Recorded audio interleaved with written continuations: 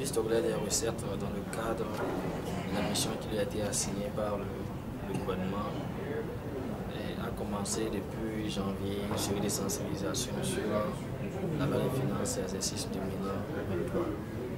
Et donc, c'est justement pour clore ces séries de sensibilisation aujourd'hui qu'une délégation communautaire a échangé avec les membres de l'association des grandes entreprises du Togo. L'objectif, c'est vraiment de pouvoir mettre la loi à la portée de tous les contribuables, mais aussi de pouvoir renforcer à travers ces rencontres périodiques-là les bonnes relations qu'il y a entre l'OTR et les partenaires de l'AGED particulièrement. Donc, la loi des finances cette année, nous l'avons déjà, les plus hautes autorités l'ont déjà dit à l'ouverture de cette séance-là en janvier.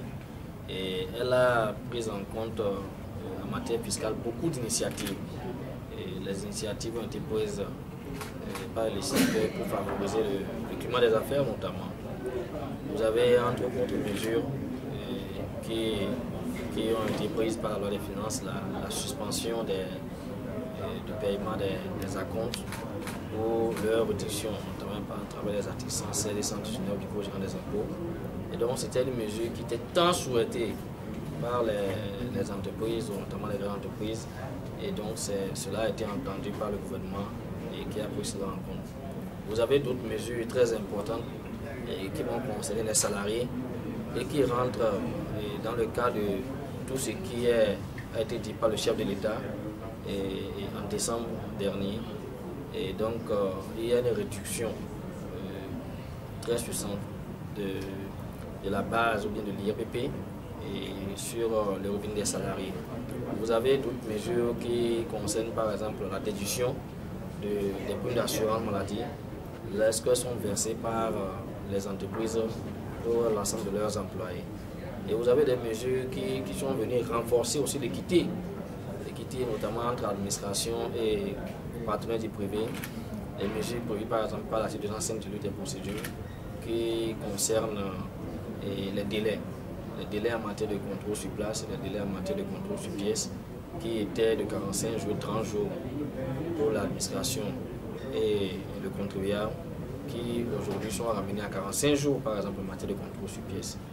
Et vous avez encore la loi des finances a pris encore beaucoup d'autres mesures pour faciliter notamment le travail des opérateurs. Vous avez par exemple les dispositions qui ont été reprises en ce qui concerne l'exonération des véhicules neufs et des véhicules de moins de 5 ans d'âge. Et cette année, le gouvernement a étendu cette mesure-là aux engins matériels de BTP. Et donc, tout ceci pour exprimer la volonté du gouvernement de créer un climat favorable et donc de permettre aux opérateurs économiques d'œuvrer, de prospérer et pour le bien de notre... Oui, nous sommes très satisfaits et de tout ce qui a été fait jusqu'alors. Vous allez le remarquer vous-même, vous avez vu le nombre de personnes qui étaient présentes. La qualité, c'était les directeurs généraux des grandes entreprises qui étaient là.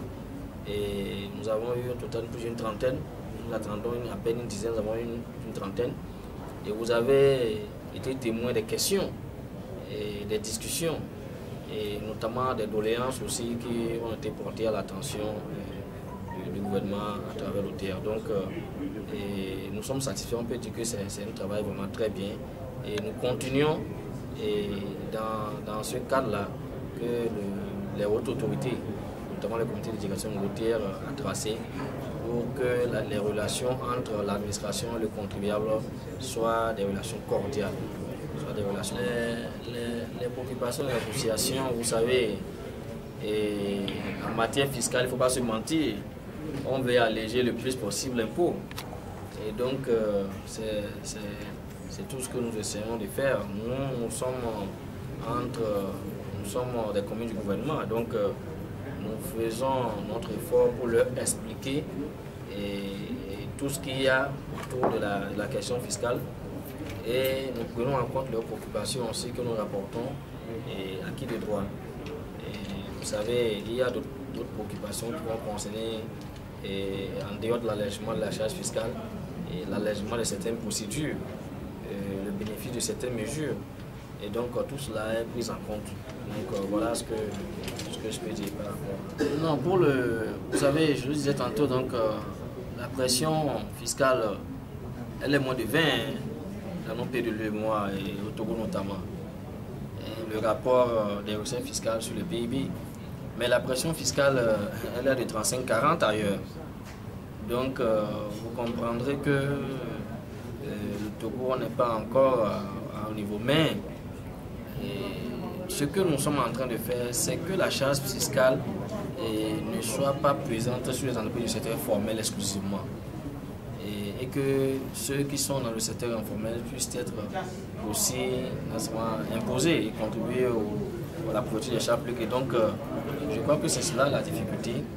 Et les autorités de l'OTR mettent toutes les mesures en œuvre pour accompagner le gouvernement dans ce sens-là, pour que les activités informelles soient beaucoup de plus en plus formalisées. Vous avez entre autres actuellement les travaux qui se font sur le centre de gestion agréé pour permettre qu'on puisse encadrer le secteur informel. Et vous avez beaucoup plus d'initiatives qui relèvent des missions d'autres administrations qui sont prises par le gouvernement. Donc voilà ce que nous pouvons suivre. Et à la douane, les tracteurs qui sont importés pour l'agriculture, tout ce qui est importé dans le cadre de l'agriculture sont exonérés comme la loi le prévoit dans le code de la loi. Et donc ce secteur-là bénéficie beaucoup plus d'accompagnement de l'administration fiscale.